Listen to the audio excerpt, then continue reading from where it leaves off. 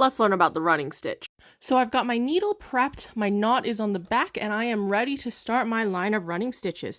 The way our running stitch works is a little bit away from where you first started. You're going to go into the back of the fabric, and then you're going to come out onto the front of the fabric. And I like to go down and up before I pull my needle through so that I never have to blindly stab from the back of the fabric in the hopes that I get it in the right spot. One of the benefits of a running stitch and why it is so fast is that I can do multiple stitches on my needle before I pull it tight, which means a running stitch is very, very fast. When I do this stitch, I also don't try to move my needle through the fabric. I hold my needle still and then I push the fabric onto my needle, and I find that that works a lot better.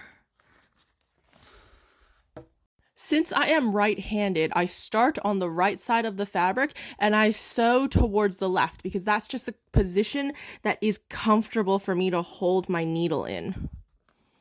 Now, when you do a running stitch, you can have bigger stitches or you can have smaller stitches. It's kind of up to you, but you don't want to go too big, otherwise they will definitely get snagged.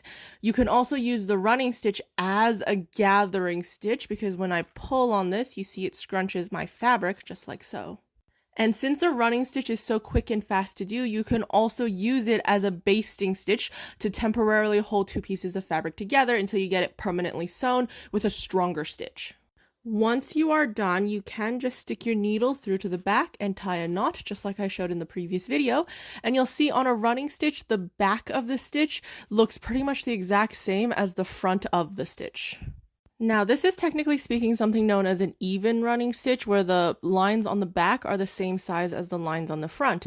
You could also put a single thread on your needle, because this doesn't have to be very strong, and do something called an uneven running stitch. Like so, where the stitches on the front of the fabric are very small and the stitches on the back are very, very long, in order to do something called thread tracing, where essentially you mark a line on your fabric, but instead of doing so with chalk, you do so with a needle and thread so that this line is much more permanent and doesn't accidentally get rubbed off. Just like so. This is my uneven running stitch.